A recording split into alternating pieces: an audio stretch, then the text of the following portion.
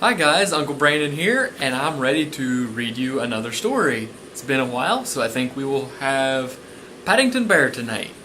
So let's see what Paddington Bear can get into.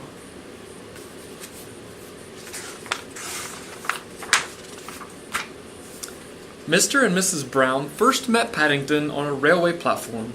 In fact, that was how he came to have such an unusual name for a bear, because Paddington was the name of the station. The Browns were waiting to meet their daughter Judy when Mr. Brown noticed something small and furry half hidden behind some bicycles. "It looks like a bear," he said. "A bear?" repeated Mrs. Brown. "In Paddington Station? Don't be silly, Henry. There can't be." "Maybe there is. We'll have to see. Somebody's hiding back here." But Mr. Brown was right. It was sitting on an old leather suitcase marked "Wanted on Voyage." And as they drew near, it stood up and politely raised his hat. "Good afternoon," it said. "May I help you?" "That's very kind of you," said Mr. Brown. "But as a matter of fact, we were wondering if we could help you." "You're a very small bear to be all alone in a station," said Mrs. Brown. "Where are you from?" Here he's being polite and tipping his hat to them. The bear looked around carefully before replying. "Darkest Peru. I'm not really supposed to be here at all. I'm a stowaway."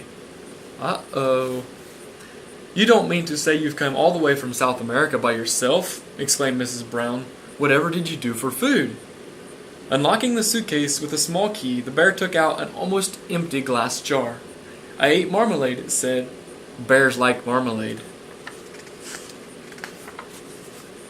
Mrs. Brown took a closer look at the label around the bear's neck.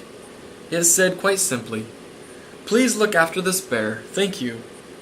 There's his little tag around his neck. "Oh, Henry," she cried, "we can't just leave him here. There's no knowing what might happen to him. Can't he come home and stay with us?" "Stay with us?" repeated Mr. Brown nervously. He looked down at the bear. Would you like that?" he asked. "That is," he added hastily, "if you have nothing else planned." "Oh yes," replied the bear, "I would like that very much. I've nowhere to go, and everyone seems in such a hurry." He might have a new home to stay in. Paddington Station, and that's how he got his name. "That settles it," said Mrs. Brown. "Now you must be thirsty after your journey. Mr. Brown will buy you a nice cup of tea while I go and meet our daughter Judy." "But Mary," said Mr. Brown, "we don't even know his name." Mrs. Brown thought for a moment. "I know," she said. "We can call him Paddington, after the station." Paddington. The bear tested it several times to make sure. "It sounds very important." Mr. Brown tried it out next. "Follow me, Paddington," he said. "I'll take you to the restaurant." There they go. Paddington had never been inside a restaurant before, and he was very excited when he saw what Mr. Brown had bought him. He was so hungry and thirsty he didn't know which to do first, eat or drink. "I think I'll try doing both at the same time, if you don't mind," he announced. Without waiting for a reply, he climbed up onto the table and promptly stepped on a large cream and jam cake. Mr. Brown stared out of the window, pretending he had tea with a bear in Paddington Station every day of his life. Just trying to act like it's normal even though Paddington is making a mess. Oh my. "Henry," cried Mrs. Brown when she arrived with Judy. "What are you doing to that poor bear? He's covered in jam and cream." Paddington jumped up to raise his hat. In his haste, he slipped on a patch of strawberry jam and fell over backwards into his cup of tea. "I think we'd better go before anything else happens," said Mr. Brown. Judy took hold of Paddington's paw. "Come along," she said. "We'll take you home, and you can meet Mrs. Bird and my brother Jonathan." Slip and fall. Uh-oh. There's Judy. Let's go visit Mrs. Bird. Mr. Brown led the way to a waiting taxi. "Number 32 Windsor Gardens, please," he said. The driver stared at Paddington. "Bears is extra. Sticky bears is twice as much. And make sure none of it comes off on my interior. It was clean when I set out this morning." Sounds like a snippety old guy. The Browns climbed into the back of the taxi, and Paddington stood on a little tip-up seat behind the driver, so that he could see where they were going.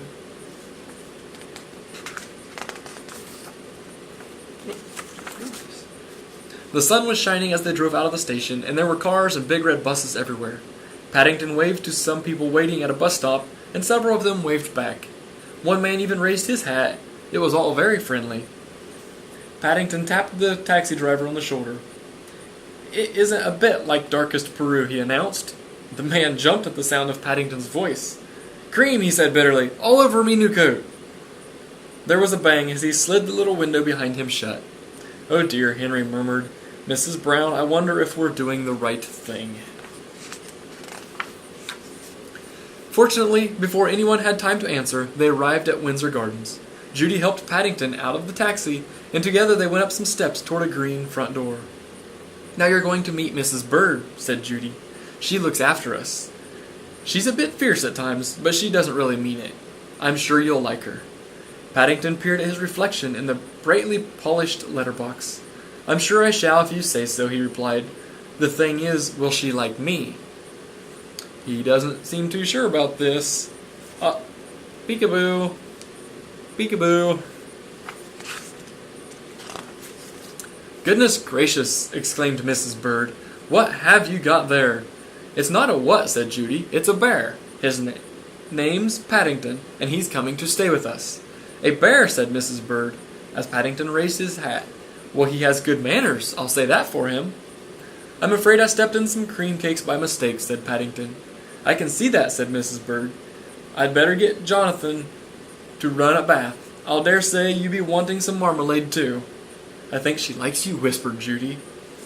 There she's whispering. While Jonathan ran the water, Judy gave Paddington some soap and a towel. But Paddington was much too busy to bother with either. First he tried writing his name in the steam on the mirror.